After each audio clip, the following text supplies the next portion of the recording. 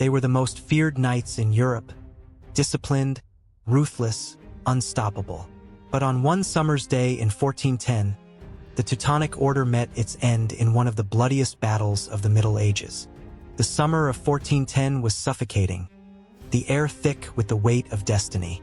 Across the broad plains of Prussia, two mighty hosts prepared to collide. On one side, the banners of the Polish crown and the Grand Duchy of Lithuania rippled in the wind, their armies vast and varied: Polish knights, Lithuanian light horse, Tatar auxiliaries, Ruthenians, even Czechs and Hungarians.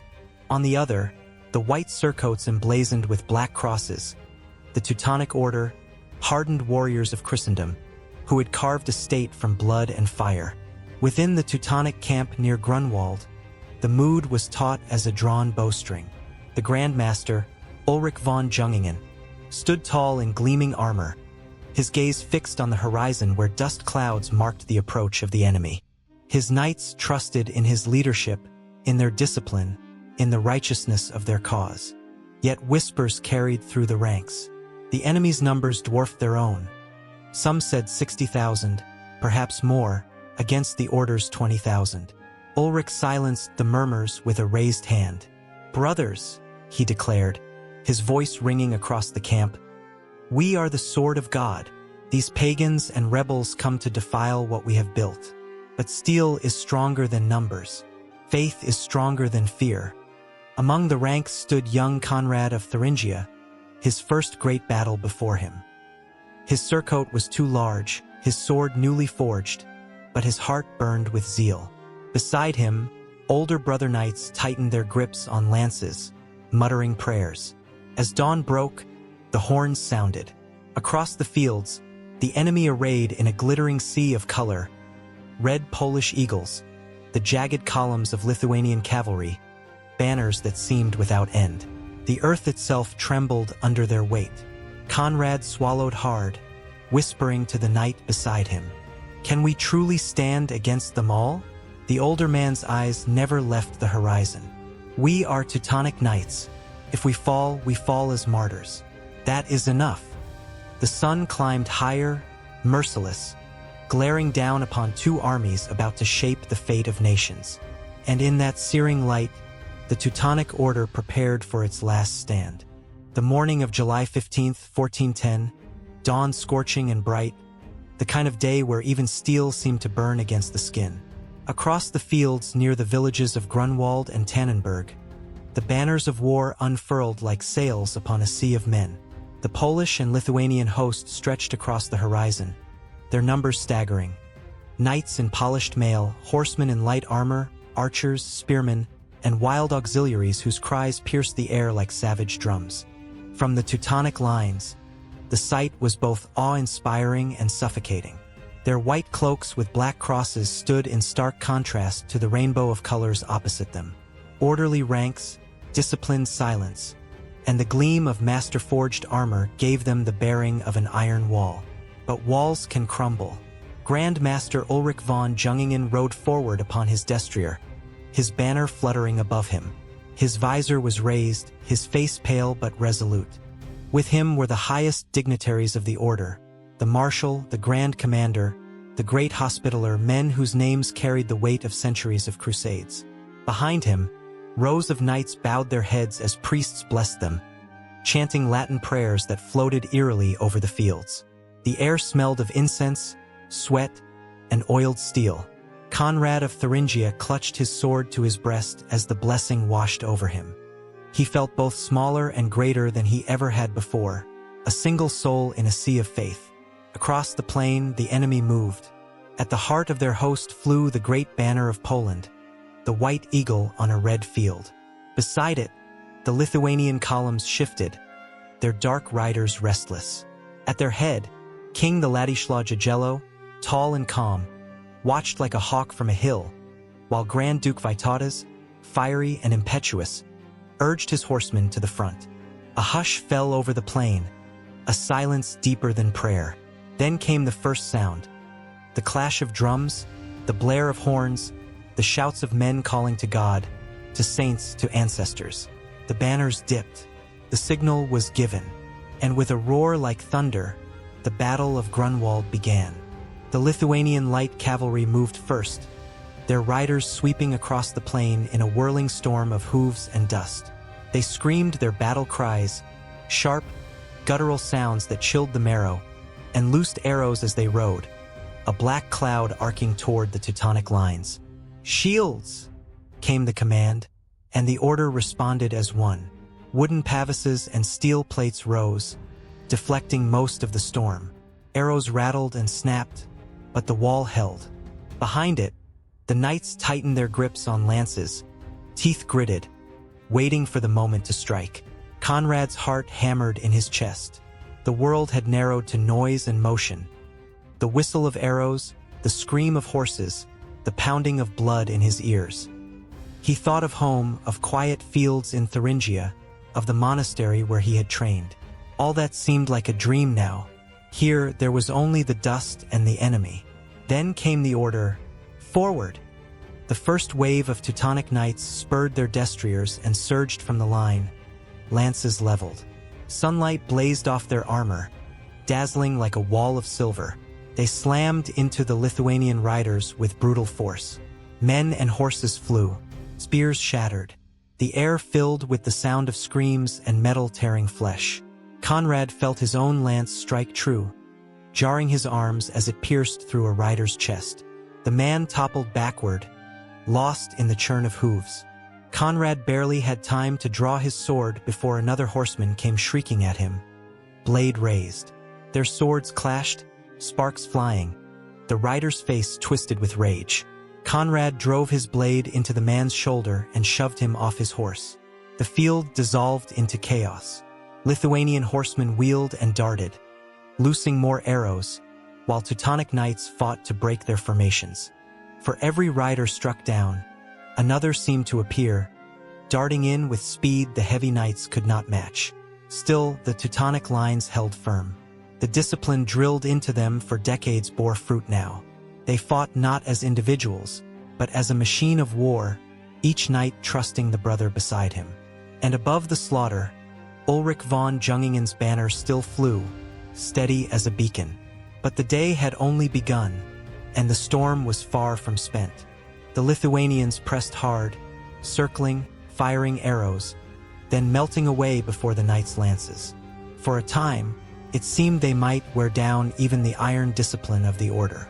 But then suddenly their lines buckled.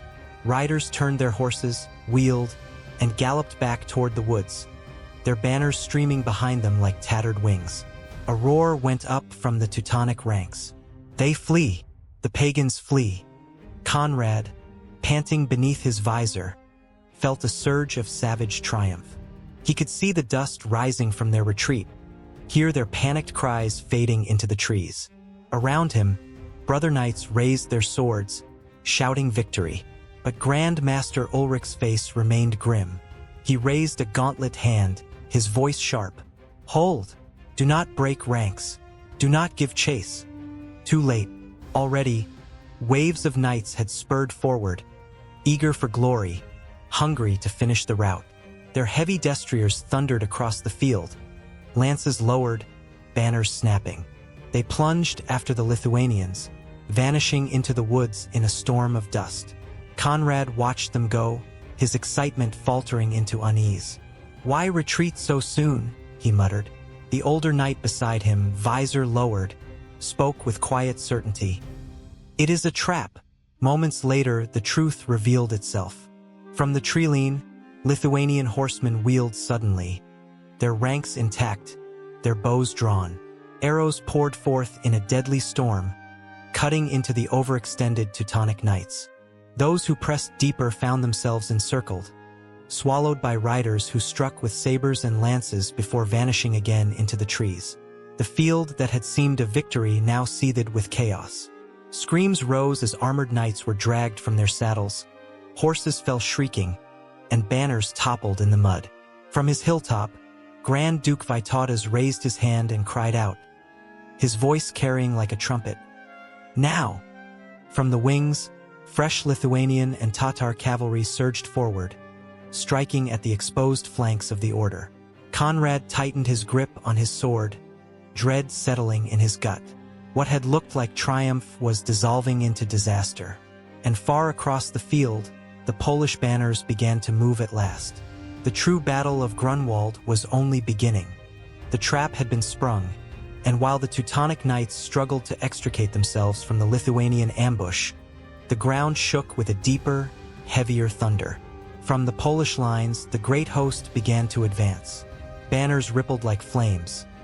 Red fields with white eagles soaring across them. Standards of Krakow, Poznan, Sandomierz, and dozens more. The Polish knights moved in vast columns, sunlight gleaming from their helmets and shields, their lances bristling like a forest carried by the tide. The sound of their march was overwhelming, a rolling thunder that swallowed the field. Conrad felt the earth tremble beneath his horse's hooves. Sweat stung his eyes beneath the visor as he beheld the sheer scale of the approaching tide. He turned to the knight beside him, his voice hoarse. "There are too many." The older man did not answer. He merely lowered his visor, gripped his lance, and whispered a prayer. Grand Master Ulrich rode forward, his banner high, his voice ringing like iron across the din. "Brothers, stand fast. God is with us. Today, the sword of Christendom shall not break." With a roar, the Teutonic lines surged to meet the Polish tide.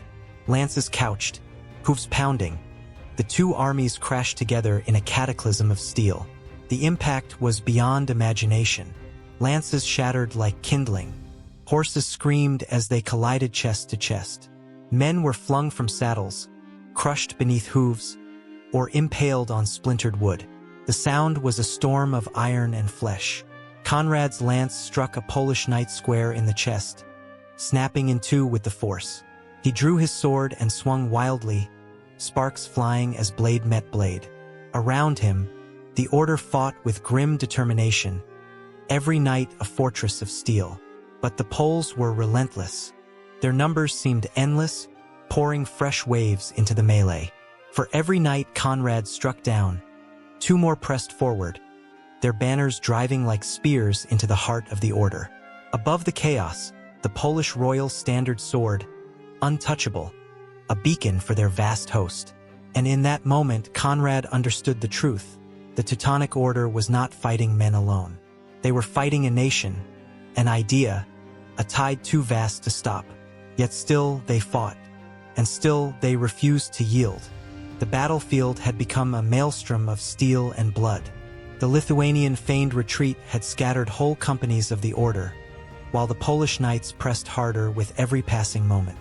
The white surcoats of the Teutonic Order stood out starkly amid the chaos, their black crosses now streaked with mud and gore. Conrad's sword arm ached, every swing slower than the last. A Polish knight bore down on him, lance aimed at his chest. At the last instant, Conrad yanked his shield high. The lance splintered, the impact jolting him nearly from the saddle. With a cry, he slashed back, steel biting into his foe's arm. The knight toppled from his horse, vanishing under the crush of hooves. "Hold the line!" came the marshal's cry, though his voice was nearly lost in the din. But the line was bending. Everywhere Conrad looked, he saw brothers pressed back, their horses stumbling in the churned mud. Polish infantry swarmed in the gaps, hacking at armored legs with axes and halberds. Banners fell one after another, trampled beneath the surge. Grand Master Ulrich rode among them like a figure of iron, his banner snapping above him. His sword rose and fell, cutting a path through the tide. Wherever he rode, knights rallied, their faith in him burning brighter than the sun. "Do not yield," he cried. "With me, brothers, with me." For a moment, the Teutonic Knights pushed forward, their lances and swords glinting, their discipline holding against the chaos. The ground shook as their countercharge drove deep into the Polish ranks, scattering men and forcing back banners. Conrad found himself swept along, his fear drowned in the roar of his brothers. For a heartbeat, it felt as though the tide could be turned. But then the Lithuanians returned. Their cavalry poured back from the woods, striking the order's flanks with merciless precision. Arrows fell like rain, cutting down knights already locked in combat. The trap closed tighter. Conrad's breath caught in his throat. They were surrounded. The Polish eagle loomed ahead. The Lithuanian thunder pressed from behind. And in between, the Teutonic Order stood, outnumbered, outflanked but unbroken, at least for now. The sun climbed mercilessly overhead, baking the field into a furnace of sweat, dust, and blood. The clangor of steel was unending, a storm without pause. Knights staggered beneath the weight of their armor, their surcoats drenched, their faces hidden behind visors streaked with filth. Conrad fought without thought, his arm rising and falling like a machine. His sword was notched, his shield cracked, but he still lived. Around him, the Order's discipline frayed under the endless tide. For every Polish banner cut down, 2 more rose in its place. Then came the cry, "The Marshal is struck!" Conrad turned in time to see it. Marshal Friedrich von Wallenrode, his white cloak dark with blood, toppled from his horse. A halberd had pierced through his side, and he fell heavily into the mud. The banner of the Marshal wavered, then fell. A roar of triumph rose from the Polish lines, their warriors surging forward with renewed fury. The sight struck Conrad like a hammer. The Marshal had been more than a leader. He was the embodiment of the Order's discipline, the steady hand that had guided them through years of war. "Protect him!" knights shouted, forming a ring around his fallen body. Polish infantry crashed against them like waves, axes hacking, spears thrusting. But the knights held firm, dragging their commander back toward the rear. His eyes, dim with pain, found Ulrich von Jungingen. "Master, hold them!" he rasped before being carried away. Ulrich's face hardened, his jaw clenched. He raised his sword high, his voice ringing above the roar. "The Marshal falls, but the Order stands. Brothers, with me. Drive them back!" The knights answered with a hoarse cry, charging once more into the storm. For a fleeting moment, their lines surged forward, steel flashing, lances breaking, the black crosses gleaming with desperate fury. Conrad rode with them, his throat raw from shouting, his body trembling from exhaustion. Ahead, he saw the Polish eagle rise again, unbroken, vast as ever. The loss of the Marshal was a wound that could not be healed. The Order still fought like lions, but the weight of the tide grew heavier with every passing moment. And above it all, the sun burned mercilessly, as though watching the slow death of a brotherhood. The battlefield was collapsing into madness. The Order's banners sagged, their once proud lines shattered into fragments of desperate men. Yet amid the ruin, one banner still flew high and unyielding, the standard of the Grand Master. Ulrich von Jungingen had watched his army battered, his marshal struck down, his knights swallowed by the tide. Yet no fear showed on his face. He was iron, forged for this moment. He knew what must be done. He summoned his household knights, the last and fiercest of the Order. Gleaming like a spear of light against the chaos, they gathered around him, men who had sworn never to flee, never to yield. Their armor was battered, their faces streaked with grime, but their eyes blazed with fire. "Brothers," Ulrich cried, raising his sword skyward. "This is our hour. We strike at the heart, and we strike as one. Let the world know the Teutonic Order does not die crawling in the mud, but thundering in glory." A cry went up, raw and terrible, and they spurred their war horses into motion. The Grand Master's charge cut through the din like a blade through flesh. Lances leveled, banners streaming, they drove straight at the Polish heart. Dust and blood rose in their wake as they smashed through the front ranks, scattering men like chaff. The force of their impact shook the ground, tearing open a path toward King the Ladislaw himself. Conrad, swept along in the fury, felt the world blur around him. His lance shattered against a Polish knight, his sword rose and fell, his ears rang with screams. For a heartbeat it seemed possible that they might cut through, might reach the king, might turn the tide of history in one desperate stroke. But the enemy closed like water around a sinking stone. Polish and Lithuanian banners swarmed, hemming them in from all sides. Arrows rained down, spears thrust from every angle. halberds tore men from their saddles. Conrad glimpsed Ulrich ahead, his white cloak torn, his sword flashing like lightning. He fought like a lion, striking down foe after foe, his banner still proud above him. Then came the moment. A storm of spears converged, and the Grand Master fell, his body pierced again and again.